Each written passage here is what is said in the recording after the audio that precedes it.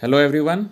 So, today I wanted to talk to you about this beautiful novel, American Gods by Neil Gaiman. Um, and this is a paperback edition, and this is the blurb of the book. And I think it's quite well known actually. I don't need to do a review of this, but still, I thought it's an interesting book. Basically, here, this is the summary that war is coming, an epic struggle for the very soul of America. And basically this main character, there is a shadow moon who was in prison, and he's somehow stuck between between a war which is incoming between the old gods and the new gods of America. So basically I just like the concept of this book very much. Here the author basically is saying that first of all, the gods in this world, at least, they exist as humans among us, and their influence, their power, it grows with the amount of belief or the number of believers that believe in them. So that's why there is a dichotomy between the old gods and the new gods. So who are the new gods?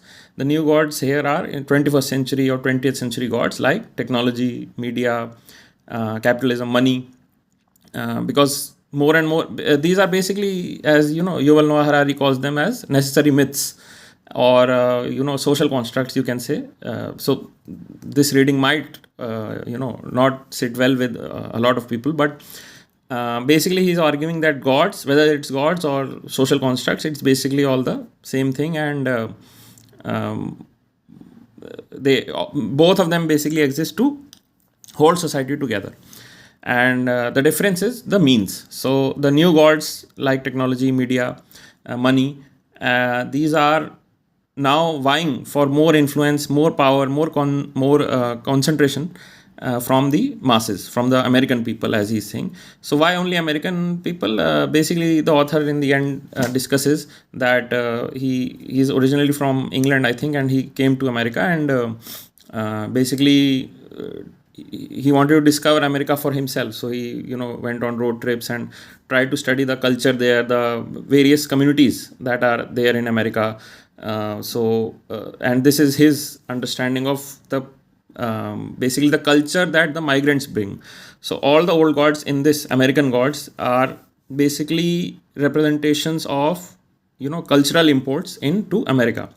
America, as we know, it's called a melting pot of cultures, right? The land of the dreamers, the American dream. Basically, anyone from the world can come here and earn an honest living according to the rules, and they can make it big here. So a lot of people come here from all over the world, and they bring their culture along. This is recent phenomena, but earlier, for example, this book mentions that some Vikings came some centuries ago. Then there was the slavery. So slaves were brought. So they brought their own culture from the African continent. Some from Egypt, some from the sub-Saharan Africa, and there are then European gods, then Irish gods. So the concept of the book is very interesting. That the people bring their culture to the new land, and slowly, how these gods are forgotten, and because they are forgotten, these gods themselves, they cannot sustain themselves. So they are living, in squatters, or basically they are not very powerful, because belief is the fuel of these gods, of all gods in this world that the author is putting.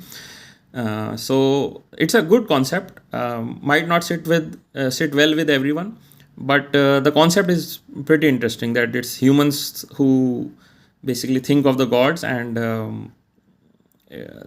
somehow that their worship can bring rains. I didn't understand that part, because the main character here is I think Odin, and yeah. So in contemporary America, obviously no one is worshipping Odin, yet he's still the most powerful god in this book, at least. Not all powerful, because the book very cleverly mentions other gods also, like in Hindu, from Hindu pantheon.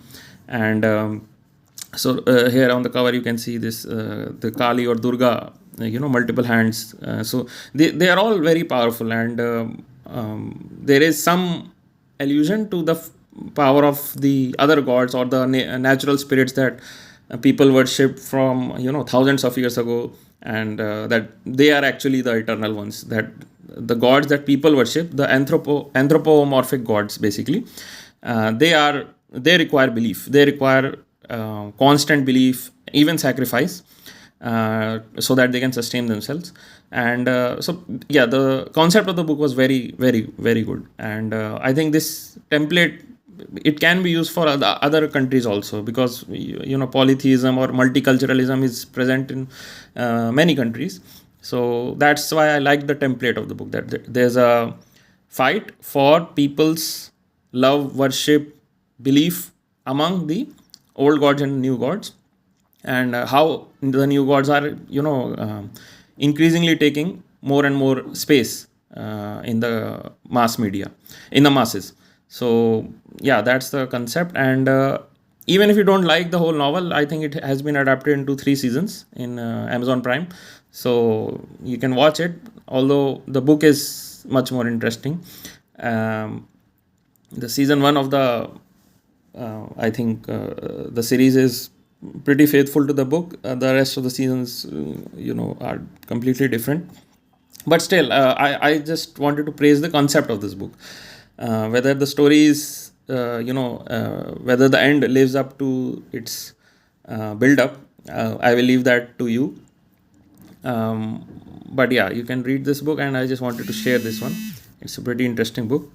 So thank you and happy reading.